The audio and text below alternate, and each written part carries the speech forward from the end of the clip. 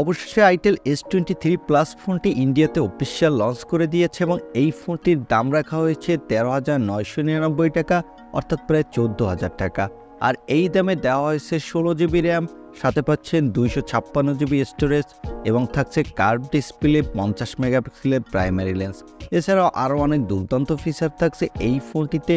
আজকের এই ভিডিওতে এই ফোনটির ফুল ডিটেলস নিয়ে কথা বলবো, সাথে জানাবো এই ফোনটি কবে বাংলাদেশে অফিশিয়াল লঞ্চ হবে এবং বাংলাদেশে এর দাম কত হবে। তাই চলুন আর কথা না বাড়িয়ে এই ফোনটির আনবক্সিং দিয়ে ভিডিওটি শুরু করা যাক। তবে মূল ভিডিওতে যাওয়ার আগে আপনাকে বলবো ভিডিওতে একটি লাইক দিয়ে আমাদের সাথে থাকুন। এরকম একটি হোয়াইট কালারের বক্স দেখতে পাবেন, বক্সের উপরে বড় করে S23 Plus এর ব্র্যান্ডিং দেখতে পাবেন। বক্সটি খুললে একটি ট্রান্সপারেন্ট ব্যাক কভার দেখতে পাবেন USB Type-C কেবল, পাবেন সিম ইজেক্টর পিন, হেডফোন আর পাবেন কাঙ্ক্ষিত ফোনটি।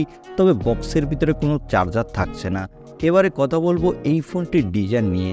এই ফোনটির ব্যাক প্যানেলটি প্লাস্টিকের, তবে এখানে দেওয়া আছে গ্লোসি ফিনিশ, যার ফলে দেখতে কিন্তু দুর্দান্ত লাগবে। এবং এই ফোনটির ব্যাক প্যানেলটি কার্ভ। আর এই ফোনটির ব্যাক প্যানেলে পাবেন ডুয়াল ক্যামেরা সেটআপ। এর ক্যামেরা ডিজাইনটা দেখতে iPhone 14 Pro Max এর মতো প্রায় সেম। আর এই ফোনটির বডি ফ্রেমটি প্লাস্টিকের। এর নিচের দিকে পাবেন সিম কার্ড ট্রে, Type-C পোর্ট এবং স্পিকার গ্রিল। আর ডান পাশে পাবেন পাওয়ার বাটন এবং ভলিউম লকার। আর এর ফ্রন্টে থাকছে 3D কার্ভ ডিসপ্লে, মধ্যখানে থাকছে middle punch whole cutting selfie camera. Overall এই ফোনটির লুকো ডিজাইন কিন্তু আমার কাছে এক কথায় দুর্দান্ত লেগেছে এবং দেখতে একটি প্রিমিয়াম ফোন মনে হবে। এবারে কথা বলবো এই ফোনটির ডিসপ্লে কোয়ালিটি নিয়ে।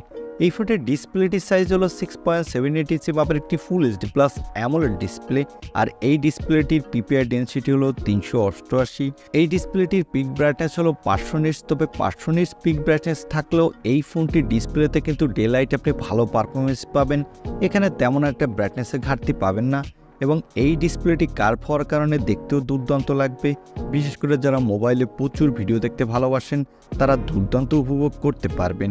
এই ফোনটিতে দেওয়া হয়েছে অ্যাপেলের ফোনের মতো ডাইনামিক আইল্যান্ড ফিচার, যা দেখতে এক কথায় দুর্দান্ত লাগবে। এবং এই ডাইনামিক আইল্যান্ড ফিচারটি আপনি আপনার নিজের মতো কাস্টমাইজ করে নিতে পারবেন। এই ডিসপ্লেটির কথা যদি বলি তাহলে এই ডিসপ্লেটি এই বাজেটে one of the best display, কারণ এখন পর্যন্ত অন্য কোনো ব্র্যান্ড এই বাজেটে কার্ভ ডিসপ্লে ইউজ করেনি। এবারে কথা বলবো এই ফোনটির ক্যামেরা কোয়ালিটি নিয়ে। আগেই বলেছি এই ফোনটির ব্যাক সাইডে থাকছে ডুয়াল ক্যামেরা সেটআপ, যার প্রাইমারি লেন্সটি হলো 50 মেগাপিক্সেলের। এর অ্যাপারচার f1.6, সাথে পাবেন একটি AI লেন্স। এই ফোনটির ব্যাক ক্যামেরা দিয়ে আপনি ফুল HD 30 FPS এ ভিডিও রেকর্ড করতে পারবেন। সাথে এই বাজেটের মধ্যে আপনি ভালো কোয়ালিটির ফটোগ্রাফি তুলতে পারবেন। বিশেষ করে লো লাইটে এর ক্যামেরা পারফরমেন্স ভালো পাবেন, কারণ এখানে অ্যাপারচার কম দেওয়ার ফলে লো লাইটে ভালো ছবি ক্যাপচার করতে পারবে। চলুন এবার এই ফোনটির কিছু ফটো স্যাম্পল দেখে আসছি।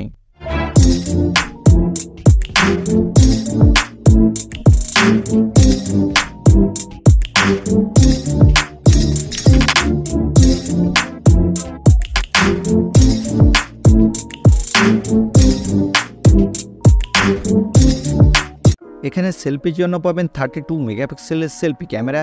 এই ক্যামেরাটি দিয়ে আপনি ফুল এইচডি প্লাস ভিডিও রেকর্ড করতে পারবেন, সাথে ভালো কোয়ালিটির সেলফি তুলতে পারবেন। ওভারঅল এই ফোনটির ক্যামেরা কথা যদি বলি তাহলে এই ফোনটির ব্যাক ক্যামেরা যদি একটি আল্ট্রা ওয়াইড লেন্স দিত তাহলে ক্যামেরা কোয়ালিটি আরও বেটার হতো। এবং সেলফি ক্যামেরা কিন্তু এই বাজেটে ওয়ান অফ দ্য বেস্ট একটি সেলফি ক্যামেরা বলতে হবে। এবারে কথা বলবো এই ফোনটির পারফরমেন্স, অর্থাৎ এই ফোনটির প্রসেসর নিয়ে। এই ফোনটিতে প্রসেসর দেওয়া হয়েছে ইউনিসকের টাইগার সিরিজের T616 প্রসেসর। এই প্রসেসরটি 12 ন্যানোমিটার আর্কিটেক্টে বিল্ড এবং এই প্রসেসরটি হলো লোয়ার বাজেটের একটি প্রসেসর। এখানে আপনি ভালো মাল্টিটাস্কিং করতে পারবেন, সাথে লো গ্রাফিক্সের গেমগুলো খেলতে পারবেন। এখানে ফ্রি ফায়ারের মতো গেমগুলো আপনি লো গ্রাফিক্সে খেলতে পারবেন, তবে কোনোভাবে হাই গ্রাফিক্সে খেলতে পারবেন না, সেক্ষেত্রে অনেক ল্যাগ ইস্যু পাবেন। আর এই ফোনটিতে আউট অফ দ্য বক্স পাবেন Android 13, এর ব্যাকএন্ডে পাবেন itel S23। এখানে সিকিউরিটির জন্য থাকবে ইন ডিসপ্লে অপটিক্যাল সেন্সর। আর এই সেন্সরটি কিন্তু ভালোই ফাস্ট হবে। এবং ব্যাটারির জন্য থাকবে 5000 mAh এর একটি ব্যাটারি, সাথে থাকবে 18 ওয়াটের একটি ফাস্ট চার্জার। এই ফোনটি মার্কেটে আপনি দুইটি কালার ভেরিয়েন্টে পাবেন, একটি হলো লেক শায়ান, অন্যটি হলো ব্লু। এই ফোনটিতে কোনো extra dedicated micro SD card slot দেওয়া হয়নি, যার ফলে আপনি চাইলেও আপনার ইচ্ছামতো স্টোরেজ বাড়াতে পারবেন না। এবং এই ফোনটিতে দেওয়া হয়েছে LPDDR4X RAM, সাথে দেওয়া হয়েছে UFS 2.2 স্টোরেজ, যার ফলে লোয়ার বাজেটের ফোন হলো এই ফোনটির র্যাম এবং রোম স্পিড কিন্তু ভালোই ফাস্ট হবে। আর এই ফোনটি মার্কেটে আপনি দুটি র্যাম ভেরিয়েন্টে পাবেন, 4 জিবি। এই 4 জিবি র্যামের সাথে কিন্তু আপনি 4 জিবি ভার্চুয়াল র্যাম ইউজ করতে পারবেন। এবং টপ ভেরিয়েন্টটি হলো 256 জিবি। এখানে 8GB সাথে 8GB ভার্চুয়াল র্যাম ইউজ করতে পারবেন। এবারে জানিয়ে দেব এই ফোনটি কবে বাংলাদেশে অফিসিয়াল লঞ্চ হবে এবং এই ফোনটির দাম কত হবে। এই ফোনটি যেহেতু ইন্ডিয়ান মার্কেটে অফিসিয়াল লঞ্চ হয়েছে এবং এই ফোনটির দাম রাখা হয়েছে 13,999 রুপি, অর্থাৎ প্রায় 14,000 টাকা। তবে এই ফোনটি যদি বাংলাদেশে অফিসিয়াল লঞ্চ হয় সেক্ষেত্রে এর দাম হবে 17 থেকে 18,000 টাকার মধ্যে, কারণ আমরা সবসময় দেখে থাকি যে ইন্ডিয়ার দামের তুলনায় 3-4 হাজার টাকা বেশি রেখে আইটেল সবসময় বাংলাদেশের মার্কেটে। আর এই ফোনটি যেহেতু ইন্ডিয়াতে অ্যামাজনে লঞ্চ করেছে তাই এই ফোনটি বাংলাদেশে হয়তো বা অনলাইনের দ্বারা যে লঞ্চ হতে পারে। আমার মনে হয় যাদের বাজেট হলো 17 থেকে 18,000 টাকা এবং এই বাজেটে আপনার প্রায়োরিটি যদি হয়ে থাকে সুন্দর লুক ডিজাইন, তাহলে নিশ্চিন্তে এই ফোনটি আপনি নিতে পারেন।